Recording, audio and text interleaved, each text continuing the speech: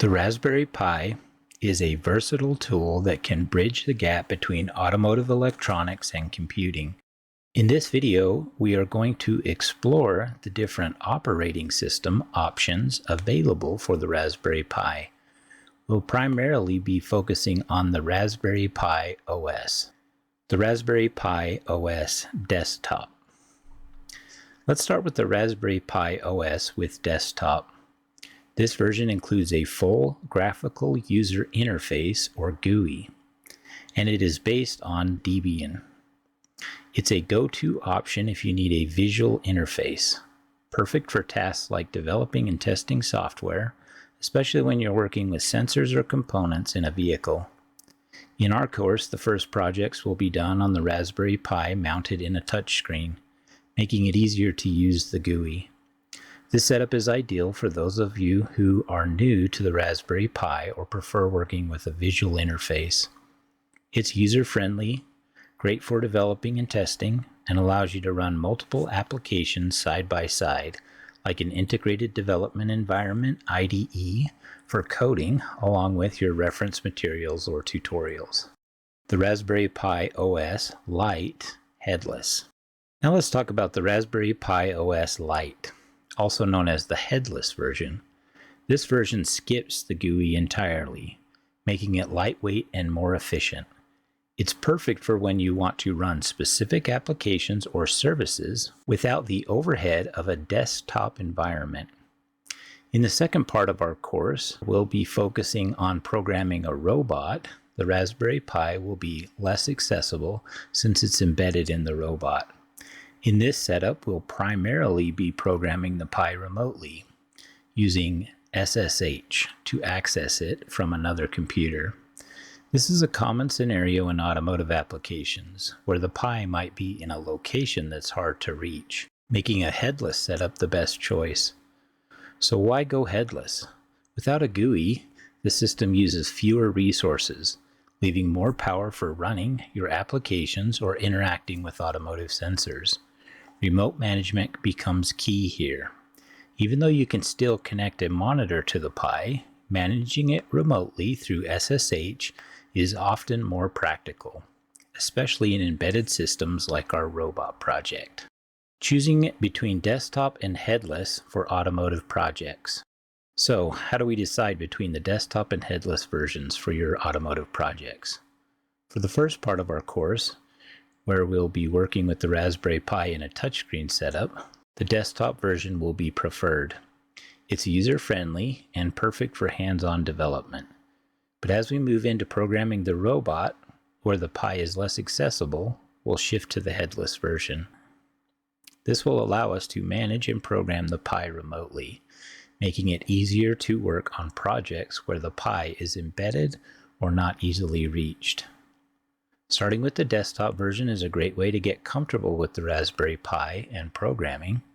As you gain experience, transitioning to a headless setup for more advanced projects will be a natural next step. This is a walkthrough of the Raspberry Pi OS Graphical User Interface, or GUI. I'll show you the key elements of the desktop environment so you can navigate and use your Raspberry Pi effectively. So this is the desktop when you first boot up the Raspberry Pi. At the top left corner, you'll see a main menu icon. Clicking this will give you access to all the applications, system tools, and preferences. For example, from here you can easily access the terminal, the Chromium web browser, and the file manager. Next to the menu, you'll see this taskbar. The taskbar displays running applications and system notifications. Here you can check your network connectivity, adjust the volume, and see the current time and date. File Manager. Now let's take a look at the File Manager. This tool helps you navigate through your directories and manage your files. You can find the File Manager by going into the menu, and then Accessories and File Manager. It can also be found in the taskbar. In the File Manager, you can browse important directories like Documents, Downloads, and look in your home directory.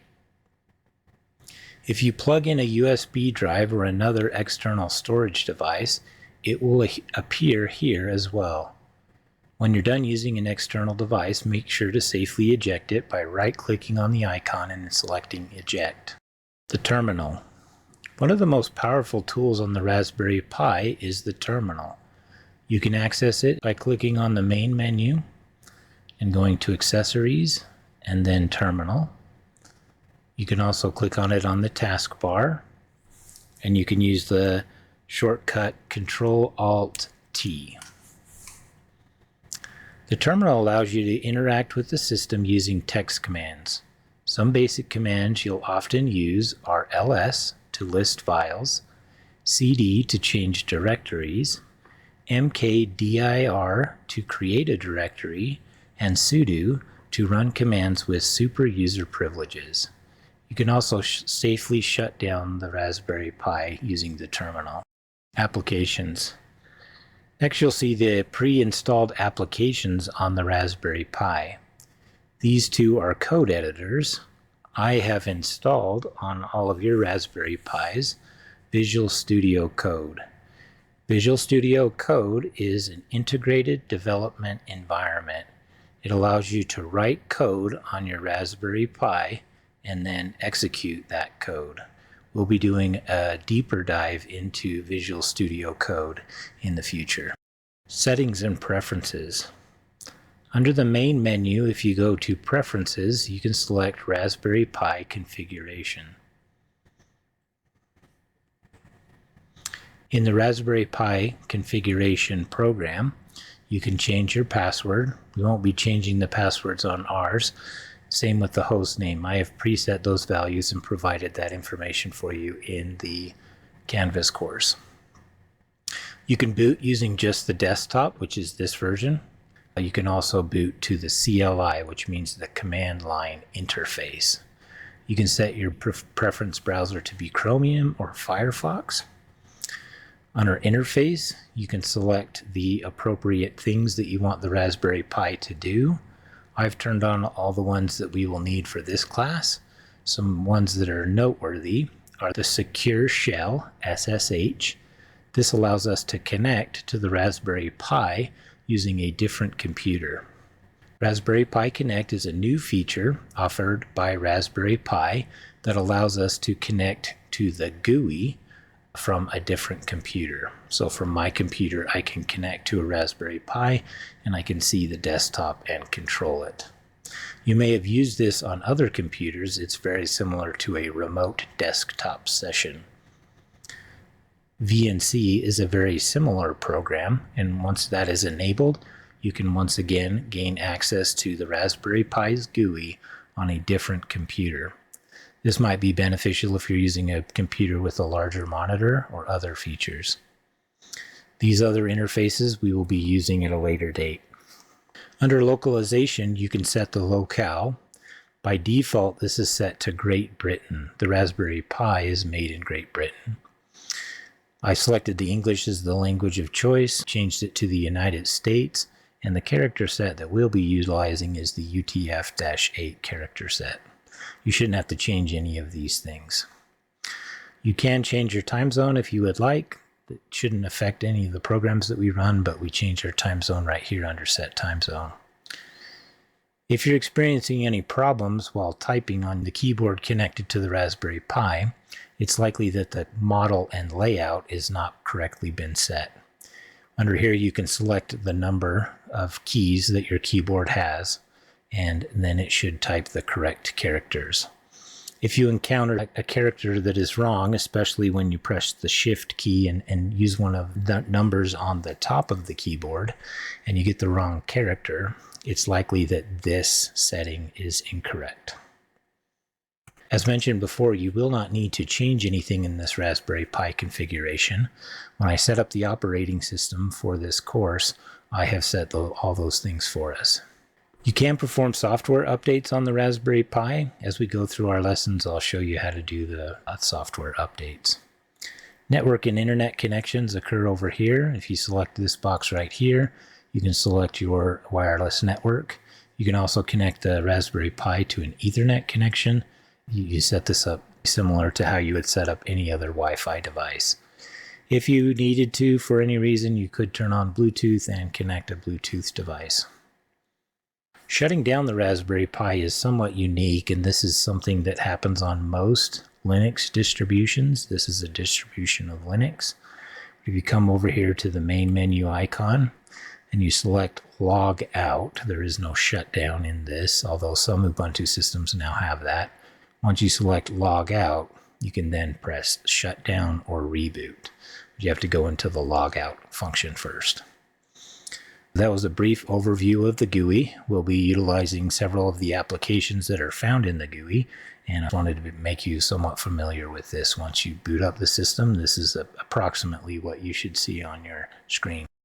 When you choose the Raspberry Pi operating system Lite or Headless operating system, you'll be presented with a terminal similar to this once the Raspberry Pi has been booted. This will look very similar to the terminal in the GUI program. On our machines, we'll be logging in with the username WeberAuto. If you had a Raspberry Pi that you hadn't set up anything before, usually the username is Pi, P-I. And then I'll be asked the password. Once again, this looks a little bit different because I'm using a secure shell to connect to this. When you type the password using a shell like this, the terminal like this, when you type the characters, you won't see anything typed out. This is just a security feature they used in computers in the past.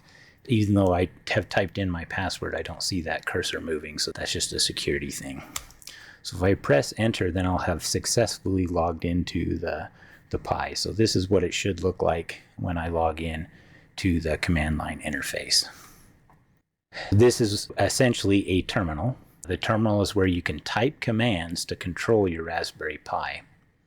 It's a fairly powerful tool that you can utilize, but it can be a little challenging to remember all of the keywords that you can use. The first thing we'll do is learn how to navigate the file system. So first of all, you'll see this over here. This is our username, WeberAuto, and then the @ symbol, and then Pi. This is the host name of the computer that I'm using. This tilde sign right here is an indication that I am now in what's known as the root directory. On a Windows machine, you might be familiar with this as the C drive. If I type in the keyword pwd, that is print working directory. This will show the full path of your current location. So I'm in the home folder, and then inside home folder, I'm in the WeberAuto username. I can also list the files and directories. To list all the files in the current location, we can type the keyword ls. This shows the different directories. These are similar to folders in other operating systems, but I have this bookshelf, desktop, documents, and so on. These are all files or directories. I can also get a little bit more information about the files in the directory. If I type ls space -l, this shows me the same types of directories and then information about those directories. This has to do with our ability to read or write to the files. If I want to change a directory, for instance, I want to look in the documents folder, I'm going to type in cd for change directory, and then the case matters, so I can't do a lowercase d, I need to do an uppercase D, and then I'm going to type O, and then if I hit the tab button twice, I should see my two options that are available. So here I see I have documents available and downloads available. So I'm going to go into the documents, so I'm going to hit the C, and then tab is a way to autocomplete inside of the terminal. Once I have cd space doc, now there's only one option for the terminal to go to. If I hit tab, I'm going to autocomplete that statement. So in the terminal, tab is a really good tool to be able to autocomplete, and so you don't have to type everything out. If I press enter, you'll now see that I have a tilde sign and then / documents. So I'm now in the documents folder, and I can press ls. Right now there aren't any files inside documents, and so that's why it returned blank. If I want to return or go back to the root folder, I can type in cd, and then if I do space 2 dots, that's going to take me back 1 directory level. So now I'm back.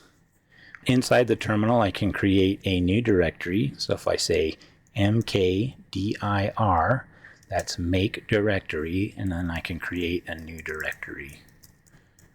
So this is my new folder. Now if I hit cd, capital MY, and then tab, I can go into my new folder. If I type the keyword clear, that's going to get me back here at the top of the screen. And now you can see that I'm in my new folder. And then I'm going to type the keyword touch myfile.txt. If I now do an ls, you can see I've created a file called myfile.txt. I can make modification to this file. If I were using the GUI application, I might open some type of word processing document or notepad. In the terminal, I don't have that option, so I can utilize a tool called Nano, which is an in-terminal text editor. So I can type Nano, and then I want to go into my file. And now I'm inside myfile.txt. Now I can type some text. When I'm done with typing the text, you might be tempted to move your mouse around and try to click in certain spots in the text. You can't do that. This is all terminal-based commands that were done prior to there being a mouse. So if I'm done with this set, then I can look down here at the bottom and it can help me to write out the information. So if I hit the control, that's what this up arrow means. I hit the control and then O, and it says, do you want to write out essentially this file name? That's just a way of saving it. So I say yes to save it, and then control X is to exit, and now I'm back outside of the file. You can also read a file. You can read some of the information from a file right in the terminal without going into the Nano editor. If I type cat and then I type in the name of my file, you can see that it returns the text that was inside my file. So if I want to quickly review the content of a file, I can do it that way. If I want to get back to my root directory, I'm just going to press CD and then enter. Now I can see I'm back in my root directory. There are other commands that you can use to be able to access information from the terminal. If I type in df space h, this shows me the disk space that is available to me. If I type in free space -h, that will show me how much RAM is being used in the system.